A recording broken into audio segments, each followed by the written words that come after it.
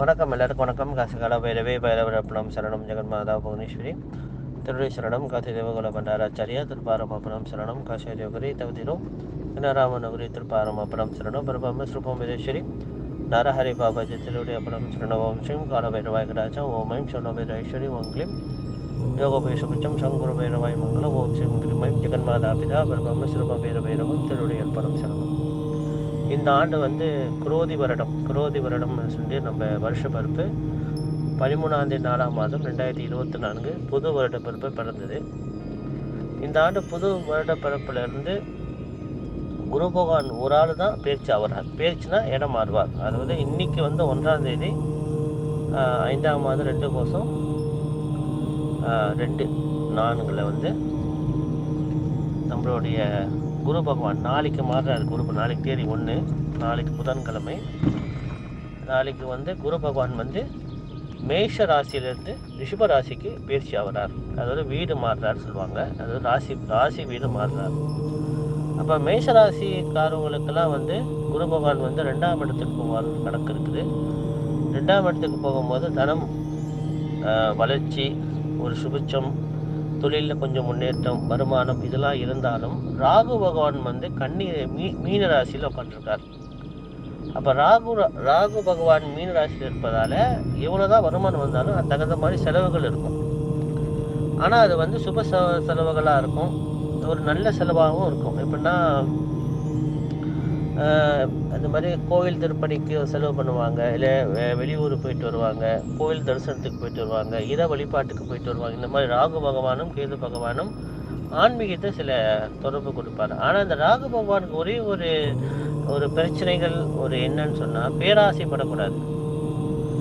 இப்போ திடீர்னு யார் பேச்சாவது புது ஒருத்தர் பேச்சு கேட்டு பிஸ்னஸ் இறங்குறேன், இல்லை காசு போட்டு செய்கிறோம், பெரிய தொகை போட்டு செய்கிறோம், அப்படி மட்டும் செய்யக்கூடாது. அப்படியே செஞ்சாலும் எக்ரிமெண்ட் பண்ணி செய்வது நல்லது. ராகு பகவான் வந்து திடீர்னு பேராசை கொடுத்து, எண்ணத்தை கொடுத்து, சில நேரங்களில் வந்து அதில் வந்து கஷ்டத்தை கொடுப்பார், செலவை கொடுப்பார், ஏமாற்றத்தை கொடுப்பார். இது ரொம்ப முக்கியம். ராகு பகவானுக்கு ஒரு முக்கியமான ஒரு பாயிண்ட் அதுதான், ராகு பகவானும் கேது பகவானும். அதனால் மேஷராசிக்காரங்க வந்து வருமானம் நல்லா இருக்கும், தொழில் நல்லா இருக்கும், குடும்ப சுபிட்சம் இருக்கும். ஆனால் இருந்தாலும் கொஞ்சம் கவனமாக இருக்கணும். புது நண்பர்கள் நம்புறது, தெரியாத வேலைகளை செய்கிறது, பேராசைப்படுறது, இதெல்லாம் ரொம்ப கவனமாக இருக்கும் மேஷராசி. அடுத்து ரிஷபராசிக்காரவங்களுக்கு வந்து திடீர்னு மாற்றம் வரும். இப்படின்னா வேலை இடத்துல திடீர்னு சில மாற்றங்கள் வரும், வேலையில் பொறுப்பு கூட வரும், சில பேர்த்துக்கு சம்பளம் உயர்வு ஏற்படும். ஆனால் சில பேர் சொல்லுவாங்க, இந்த மாதிரி குரு பகவான் வந்து ஜென்மத்தில் வந்தால் பதவி பறிப்போகும்னு சொல்லுவாங்களே, நீங்கள் என்ன சிறப்பாக சொல்கிறீங்கன்ட்டு. குரு பகவான் வந்து நல்லவர். குரு பகவான் வந்து எப்பயுமே நல்லவர். அவர் வந்து கெடுதல் செய்தாலும் அதை வந்து தாங்குற அளவுக்கு சந்தோஷமான கெடுதல் செய்வார். அதனால் ஒன்றும் அவர் விஷயத்தில் பயப்பட தேவையில்லை. ஆனால் ரிஷபராசிக்காரவங்களுக்கு வந்து ரிஷபராசி வந்து அவருக்கு நட்பு வீடு. ஆனால் சுக்கிர பகவான் பகை வீடு. பகை அது வந்து ஜோதிட அன்பர்களுக்கு தான் தெரிய வரும். ஜோதிடம் ஓரளவு தெரிஞ்சவங்களுக்கு அது தெரிய வரும். ரிஷப ராசி வீடு வந்து குரு பகவானுக்கு பிடிச்ச வீடு. ஆனால் ரிஷப ராசியோடைய அதிபதியான சுக்கிர பகவான் பகை. இது வந்து ஜோதிடத்தில் உள்ளவங்களுக்கு இது கொஞ்சம் விளங்கும், அது பிரச்சனை இல்லை. அதனால் ரிஷபராசிக்காரங்களாம் கொஞ்சம் வழிபாட்டில் கொஞ்சம் நல்லா செய்யணும் எப்பயுமே. அதே மாதிரி மேஷராசிக்காரங்களும் வழிபாடுனா உங்களுக்கு தெரியும், புவனேஸ்வரி பயிர் வழிபாடு கண்டிப்பாக செய்யணும், ரொம்ப முக்கியம். அடுத்தது மிதனராசிக்காரங்களுக்கு ஒரு 3 மாத காலமாகவே வந்து அவங்களுக்கு மனம் குழப்படி இருந்துக்கிட்டே இருந்தது. வருமான விஷயத்தில் கொஞ்சம் பிரச்சனைகள் இருந்தது. அதெல்லாம் வந்து நிவர்த்தியாகி இப்போ வந்து ஓரளவு இந்த 5ஆம் மாதம் 15ஆம் தேதி பிறகு தான் வந்து ஓரளவு ஒரு பெருமூச்சு விட்டு ஒரு சந்தோஷமாக ஒரு நிகழ்ச்சி ஏற்படும், ஒரு சந்தோஷம் ஏற்படும். ஏன்னா குரு பகவான் வந்து 12ல் இருக்கார். அதனால் வெளிநாட்டு யோகம் இருக்கும், ஆன்மீக தலத்துக்கு போயிட்டு வருவாங்க, முக்கியமான வழிபாடுகள் வந்து செய்யுமாங்க. இப்போ இந்த ஜோதிட சாஸ்திரத்தில் ஒரு முக்கியமான குறிப்பு என்னன்னா, சில பேர் நிறைய வழிபாடுகள், பூஜைகள், ஹோமங்கள்லாம் செய்வாங்க. அந்த பலன்கள் என்றைக்குமே வீணாகாது. ஆனால் அந்த பலன்கள் எப்போ நடக்கும்னா, ராசிக்கு எப்போ குரு பலன் வராரோ அப்போ தான் இந்த பலன் நடக்கும். எப்போ ராசிக்கு வந்து குரு பலனும், ராசிக்கு சுக்கிர பலனும், சுக்கிர பகவான் பலனும், புதன் பகவான் பலனும் வராரோ அப்போ தான் வந்து அவங்க செய்த பரிகார பலன்கள் அவங்களுக்கு பலன் கொடுக்கும். இதுதான் வந்து ஜோதிடத்தில் உள்ள ஒரு உண்மையான ஒரு விஷயம், தெரிஞ்சுக்கணும். அதே மாதிரி இந்த மிதராசிக்காரங்களுக்கு வந்து 5ஆம் மாதம் 15ஆம் தேதிக்கு பிறகு அவங்களுக்கு சில சந்தோஷமான விஷயங்கள், நல்ல ஒரு யோகங்கள், பணம் ஓரளவு கையில் நல்ல புரணமாகும், இதெல்லாம் வந்து ஏற்படும். அதாவது மிதராசிக்காரங்களுக்கு. ஏன்னா குரு பகவான் பலனில் இருப்பதால் சில நன்மையை தான் செய்வார், கவலைப்படாதீங்க. அது சுப செலவு, நல்ல செலவு, நல்ல ஒரு நிகழ்ச்சி தான் கொடுப்பார் தவிர பெரிய மோசமான இது கொடுக்க மாட்டார். அடுத்தது கடகராசி. இந்த கடகராசிக்காரங்க ரொம்ப ரொம்ப கவனமாக இருக்கணும். அதாவது பேராசை இருக்கவே கூடாது. பெரிய பணத்தை, ஏன்னா குரு பகவான் சனி 11ல் இருக்கார், நல்ல இடத்துல இருந்தாலும் பகவான் சனீஸ்வர பகவான் வந்து கொஞ்சம் மோசமான ஒரு இடத்துல இருக்கார். எப்படின்னா கொஞ்சம் பகை பெற்று பேராசை கொடுத்து அதில் வந்து பணம் விரயமாவது, சில பேரை நம்பி ஏமாறுறது, தெரியாத வேலையை செய்கிறது, ரொம்ப கவனமாக இருக்கணும். ஆனால் மற்ற வீடு வாங்குறது, கல்யாணம் பண்ணுறது, குழந்தை பிறப்பது, இதெல்லாம் வந்து எந்த ஒரு பாதகமும் கொடுக்காது, கவலைப்படாதீங்க. ஏன்னா இதெல்லாம் வந்து சொந்த சம்பந்தப்பட்ட நிகழ்ச்சிகள். இதெல்லாம் வந்து சனீஸ்வர பகவான் என்றைக்குமே வந்து சோதனை பண்ண மாட்டார்.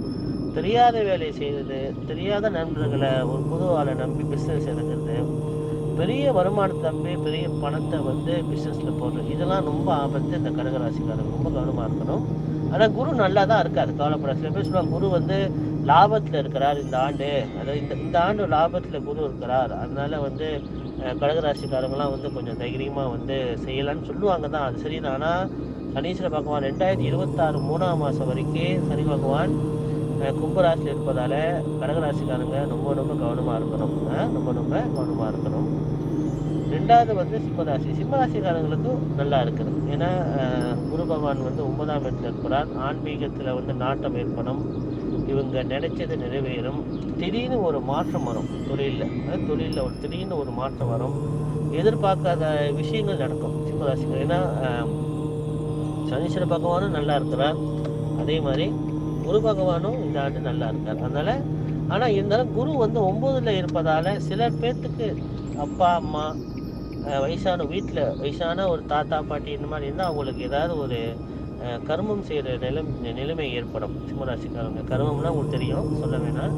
கர்மம் சிலர் பேர்த்துக்கு ஏற்படும், அது ஜாதகத்தை பார்த்துக்கிட்டு. ஏன்னா இந்த ராசி பலன் அடிக்கடி சொல்லுமே 100க்கு 20% தான். ஆனால் ஜென்ம ஜாதகம்னு ஒன்று இருக்குது, ரொம்ப முக்கியம். ஜென்ம ஜாதகத்தை பார்த்து தான் நம்ம முடிவு பண்ணணும் சிம்மராசிக்காரங்களுக்கு. அடுத்த கன்னிராசிக்காரங்களுக்கு குரு பகவான் நல்லா இருக்கிறார், அதே மாதிரி சனீஸ்வர பகவான் நல்லா இருக்கார். ராகு தான் கொஞ்சம் பகைப்பட்டு இருப்பதால் இந்த குடும்பத்தில் கணவன் மனைவி கூட சில கருத்து வேறுபாடுகள், சில கவலைகள், சில பேர்த்துக்கு சில தோஷங்கள்லாம் இந்த காலகட்டமாக தசாபத்திகள் இருந்தால் பிரிவினை கூட கொடுக்கும். கன்னிராசிக்காரர்களுக்கு கொஞ்சம் கவனமாக இருக்கணும். அதனால் அவங்க ஜாதகத்தை பார்த்து என்ன தசாபத்திகள் நடக்குதோ தகுந்த மாதிரி பைரவர் ஜபம், பைரவர் வழிபாடு, முடிஞ்சால் பணம் வசதி இருந்தால் கொஞ்சம் ஹோமங்கள் செஞ்சீங்கன்னா ரொம்ப நல்லது. அது துளாராசிக்காரங்க. இந்த துளாராசிக்காரங்க வந்து பொதுவாகவே என்ன பிரச்சனை, நம்பி தான் ஏமாறுவாங்க.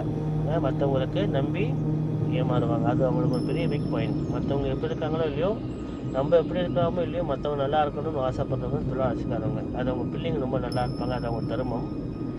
துளாராசிக்காரங்களுக்கு 7 சனி விலகி குருபலன் இருந்தாலும் இன்னும் அவ்வளோ ஒரு நன்மைக்குரிய கால நேரம் இன்னும் இல்லை. இன்னும் ஒரு 15 நாள் காத்திருக்கணும். 15 நாளுக்கு பிறகு சுக்கிர பகவான் நல்ல இடத்துல வந்து உட்காரும் போது அவங்களுக்கு நல்ல பலன், நல்ல ஒரு அதிர்ஷ்டம், யோகங்கள்லாம் கண்டிப்பாக துளாராசிக்கு வரும். சில பேர் நினைப்பாங்க 7 சனி எனக்கு முடிஞ்சிருச்சு, ஆனால் இன்னும் எனக்கு கஷ்டங்கள் இருக்குது, இன்னும் ஒரு மன திருப்தியான ஒரு வேலை, மன திருப்தியான ஒரு சந்தோஷமான நிகழ்ச்சி, ஒரு சந்தோஷமான நிகழ்ச்சி இன்னும் இல்லைன்னு சில பேர் சொல்லுவாங்க. எனக்கு புரியுது. ஏன்னா துளாராசிக்காரங்களுக்கு இன்னும் ஒரு 10-15 நாள் தாண்டணும். ஒரு சுக்கிர பகவான் நல்ல இடத்துல வந்து உட்காரும் போது அவங்களுக்கு இந்த 7 சனியோட பலன், பரிபூர்ணமான பலன், பகை பலன் விலகி நற்பலன் நடக்கும். துளாராசிக்காரங்களுக்கு கவலைப்பட வேணாம். இன்னும் 30 ஆண்டு கழிச்சு தான், இந்த 30 வருஷம் கழிச்சு தான் பகவான் பார்வை வரும். இது முக்கியம். அது விருச்சிக ராசிக்காரங்களுக்கு ஓரளவு நல்லா இருக்குது, தொழில் நல்லா மாற்றம் இருக்கும், நல்ல முன்னேற்றம் இருக்கும்.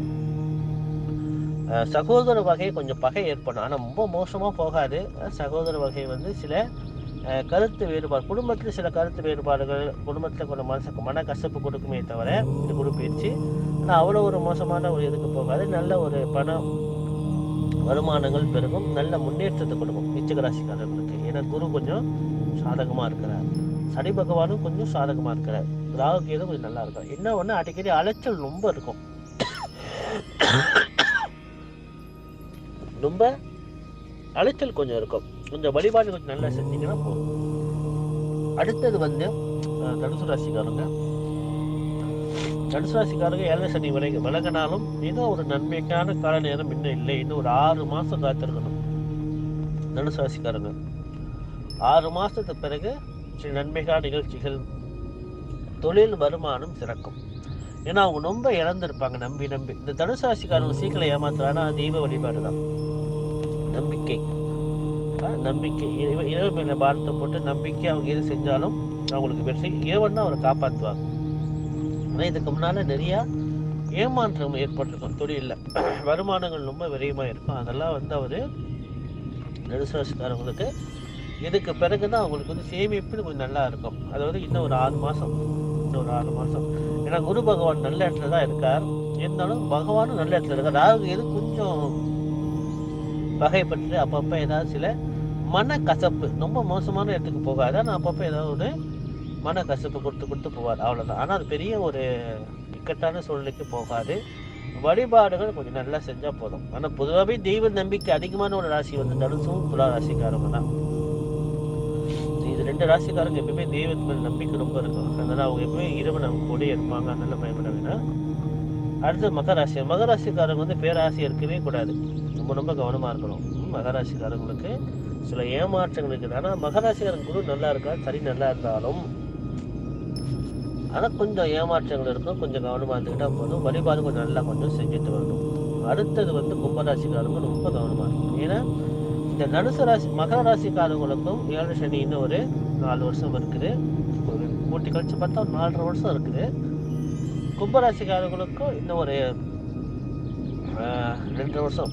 மகராசிக்காரங்களும் 2.5 வருஷம், கும்பராசிக்காரங்களுக்கு தான் 4.5 வருஷம். தவறாக சொல்லிட்டேன். மகராசிக்காரங்களுக்கு 2.5 வருஷம், கும்பராசிக்காரங்களுக்கு 4.5 வருஷம் இருக்குது. அதனால இந்த மகரம் கும்பம் ரொம்ப கவனமாக இருந்து எது செய்தாலும் ரொம்ப கரெக்டாக செய்யணும். இந்த 7 சனி பகவான் காலத்திலும் சரி, ராசிக்கு சனி பகவான் காலகட்டத்திலும் சரி, எப்படின்னா வந்து அஷ்டம சனி காலம், அதிர்ஷ்டம சனி காலம், கண்டக சனி காலம், 7 சனி காலம், இந்த சனீஸ்வர பகவான் எப்பப்போ பார்வைப்படுதோ அந்த காலகட்டத்தில் கண்டிப்பாக பித்ரு சிராத்தம் செய்யணும். சனி பகவான் யாரை ரொம்ப பிடிக்காம போகுதுன்னா, யார் சிராத்தம் செய்யாதவங்களுக்கு தான். பித்ரு முன்னோர்களுக்கு சிராத்தம்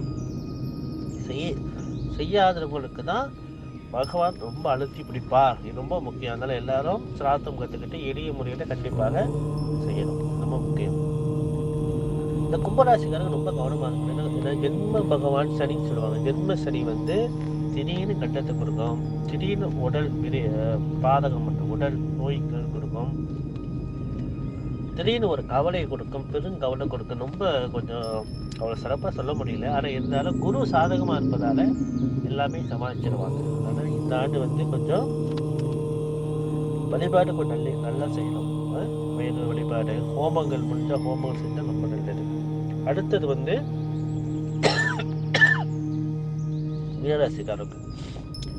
மீனராசிக்காரங்க தான் 7 சனி காலகட்டம் ஆரம்பம். மீனராசிக்காரங்க வந்து எது செய்தாலும் கொஞ்சம் பார்த்து நிதானமாக ரோசிச்சு செய்யணும், எக்ரிமெண்ட் பண்ணி செய்யணும். இப்போ பணத்தை விரயமாக்குறதா இருந்தாலும் சரி, இல்லை பணத்தை ஒரு இடத்துல வந்து இன்வெஸ்ட் பண்ணாலும் சரி, எக்ரிமெண்ட் பண்ணி முன்னெச்சரிக்கையாக செய்யணும். ஏன்னா எப்படி இருந்தாலும் பெரிய செலவு கண்டிப்பாக கொடுக்கும். பெரிய செலவுனா ஏமாற்றம், ரொம்ப ஏமாற்றம் கொடுக்க வாய்ப்பு உண்டு. வாகனங்கள் இந்த டைமில் மாற்றுறது ரொம்ப கவனமாக இருக்கணும். டக்குன்னு வாகனங்கள் மாற்ற வேணாம். ஏன்னா திடீர்னு சில நேரங்களில் வந்து பிரச்சனை பண்ணி விட்டுரும். பழைய வாகனமாக இருந்தாலும் கொஞ்ச நாளைக்கு அது ரிப்பேர் பண்ணி பாய்ப்பது நல்லது. ஏன்னா பகவான் வந்து ரொம்ப பிடிப்பது நேரம் வந்து இந்த வாகனத்தை ரொம்ப கைப்பார். நம்ம எப்பயுமே பாய்க்கிற வாகனத்தில் வந்து திடீர்னு கை வைக்க சான்ஸ் உண்டு. கை வைக்கணும் அதில் சில பாதகங்கள் பிரச்சனைகள் பண்ண வாய்ப்பு ரொம்ப அதிகமாக உண்டு. அதனால் எப்பயுமே நான் என்ன சொல்கிறேன்னா, இந்த மீனராசிக்காரங்க 7 சனிகள் நடப்பதால் கண்டிப்பாக இந்த மகரம், கும்பம், மீனம் இது 3 ராசிக்காரங்க சனிக்கிழமை செவ்வாய்க்கிழமை போய் பைரவருக்கு பூசணிக்காய் தீபம், ஒரு பாவக்காய் தீபம், 2 தீபம் ஏற்றுவது சால சிறந்தது. எப்படி தீபம் ஏற்றுறது உங்களுக்கு தெரியும். அதே மாதிரி என்னோட கருத்து என்னன்னா, ஒரு குடும்பத்தில் 2 ராசி 3 ராசிக்கு இந்த மாதிரி மகரம், கும்பம், மீனம், கடகம் இந்த ராசிக்காரங்களாம் இருந்தாங்கன்னா தயவு செய்து ஒரு நம்பிக்கையான குருமார்களை பார்த்து ஹோமங்கள் செய்ய பாருங்க. கால பைரவ யாகம், நவகிரக சாந்தி யாகம், மிருத்தஞ்ச ஹோமம் செஞ்சால் ரொம்ப நல்லது. அதே மாதிரி வாரம் போய் கோயிலில் போயிட்டு பைரவருக்கு பூசணிக்காய் தீபம் ஏற்றணும். அதே மாதிரி சிராத்தம் செய்வது நல்லது.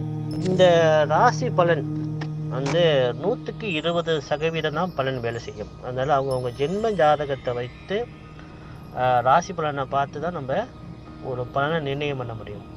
அதே மாதிரி ஜென்ம ஜாதகம் வருஷத்துக்கு 1 முறையாவது 2 முறையாவது கண்டிப்பாக நம்ம பார்க்கணும். உங்கள் நம்பிக்கையான குருமார்கள் இருப்பாங்க. இப்போ என் மேல் நம்பிக்கையுள்ள குருமார்கள் பக்தர்கள் வந்து என்னை வந்து பார்ப்பாங்க, அது சரி. ஆனால் அவங்கவுங்க இந்த ஆடியோ கேட்குறவங்க என்ன செய்வீங்கன்னா, அவங்களுக்கு வருஷத்துக்கு 1 முறையாவது 2 முறையாக கண்டிப்பாக, அதாவது வருஷ பருப்பு அன்னைக்கு வருஷம் பிறந்த பிறகு கண்டிப்பாக பார்க்கணும். 1 மாதத்துக்குள்ளே கண்டிப்பாக பார்க்கணும். அப்புறம் ஒரு 6 மாதம் கழித்து கண்டிப்பாகவும் பார்க்கணும். அதே மாதிரி இந்த குரு பயிற்சி, சனி பகவான் பயிற்சி, ராகு கேது பயிற்சி எல்லாம் ரொம்ப முக்கியம். ஆனால் இந்த ஆண்டு குரோதி வருடம், இந்த ஆண்டு 2024 4ஆம் மாதத்துலேருந்து அடுத்த வருஷம் 2025 4ஆம் மாதம் வரை வந்து குரோதி ஆண்டு சொல்லுவாங்க. இந்த ஒரு ஆண்டு பலன்படி பார்க்கும்போனா குரு பகவான் மட்டும் தான் மாறுறார். மற்ற ராகு கேது பகவான் மாறலை, சனி பகவான் மாறலை. சனி பகவான் எப்போ மாறுறாருன்னா 2026 3ஆம் மாதம் 20ஆம் தேதி மாறுறார். அது வரைக்கும் அவர் சனி பகவான் வந்து கும்பராசியில் தான் இருப்பார்.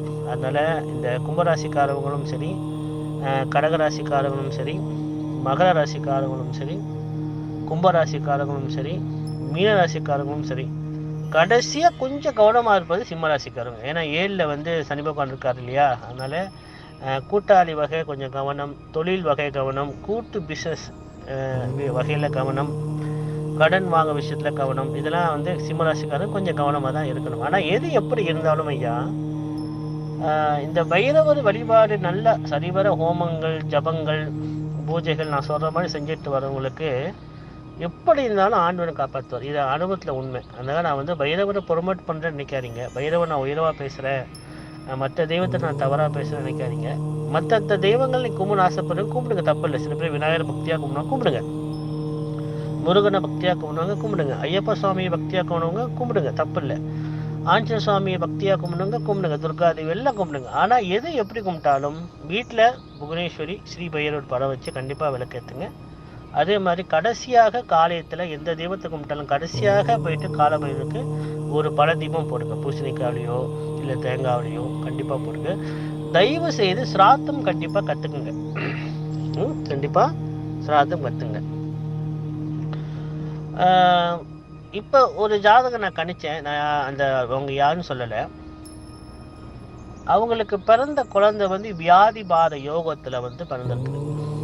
வியாதிபாத யோகத்தில் எந்த ஒரு குழந்தை பிறந்தாலும் அது வந்து மாத்ரு பித்ரு தோஷமாகப்படுது கொஞ்சம் வலுவாக இருக்குது, கொஞ்சம் ஸ்ட்ராங்காக இருக்குது, இப்போனா ரொம்ப பலமாக இருக்குது.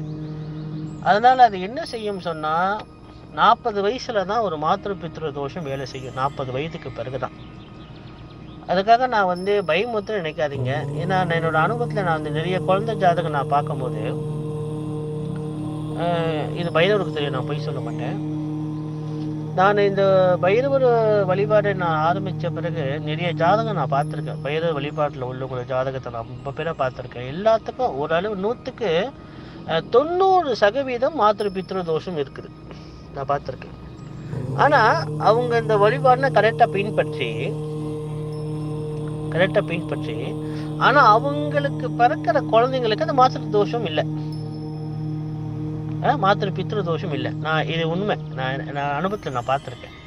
அவங்களுக்கு வந்து அந்த மாத்ரு பித்ரு தோஷம் 40 வயதுக்கு பிறகு ஒரு குடும்பத்தில் 40 வயசுக்குலேருந்து 50 வயசுக்குள்ள மரணம் சம்பவிச்சிச்சுன்னா, துர்மரணமோ திடீர்னு இறக்குறதோ, நோய்வாய்ப்பட்டு இறக்குறதோ, இந்த குடும்பத்துக்கு கண்டிப்பாக மாத்திரு பித்ரு தோஷம் இருக்குது.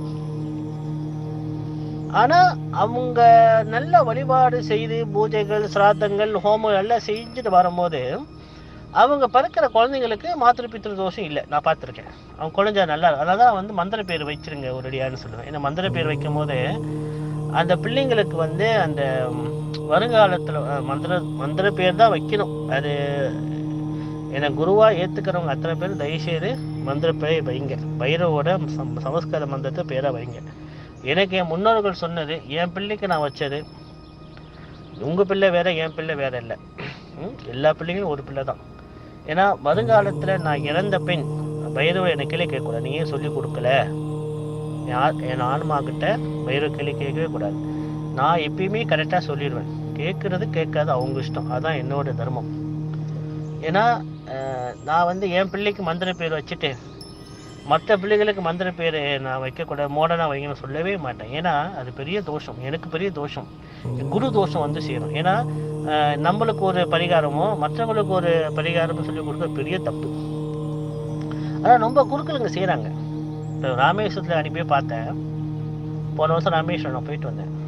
நான் யார்கிட்டையும் சொல்லலை. ஒரு 3 நாள் போயிட்டு வந்தோம். போகும்போது அங்கே போய் பார்த்தா குருக்களுங்க எல்லாத்துக்கும் திலாவோமும் கரகரை ஓரத்தில் செய்கிறாரு. அப்போ கடைசியாக நான் அவர்கிட்ட ஒரு கேள்வி கேட்டேன். நான் அப்போ கூட கேட்கக்கூடாது. கேட்டேன், ஐயா நீங்கள் உங்களோட திலாஹோமத்தை எங்கே செய்வேன்? இங்கே செய்ய மாட்டேன், நாங்கள் திருப்பல் தேனியில் தான் செய்வோன்றாரு. சுத்தமாக நதி ஓரத்தில் தான் அவர் செய்வாராம், அவர் ஃபேமிலிக்கு. ஆனால் மற்றவங்களுக்கெல்லாம் கரை ஓரத்தில் ராமேஸ்வரத்தில் உப்பு காத்த இடத்துல செய்கிறாரு. அப்போ இது என்னன்னா, மற்றவங்களுக்கு ஒரு பரிகாரம், நம்மளுக்கு ஒரு பரிகாரமாக ஆகுது. அந்த மாதிரி இருக்கக்கூடாதுல்ல. ஆண்டவன் எல்லாத்துக்கும் பொது, வேதம் எல்லாத்துக்கும் பொது, எல்லாத்துக்கும் ஒருமையாக சொல்லுவோம். அவங்க கேட்குறது கேட்காது அவங்க தர்மம். இப்போ நான் சொல்கிற விஷயத்த நீங்கள் கேளுங்க, கேட்காம போங்க, அது உங்களோட தர்மம் இல்லையா? நம்ம யாரையும் வழிபடுத்தக்கூடாது இல்லையா? நம்ம சொல்லிடணும். அது அவங்க கேட்குறாங்க, கேட்காத போது அவங்களோட சிஸ்டம். அதே மாதிரி இந்த ராசி பலன் என்பது 100% தான் வேலை செய்யும்.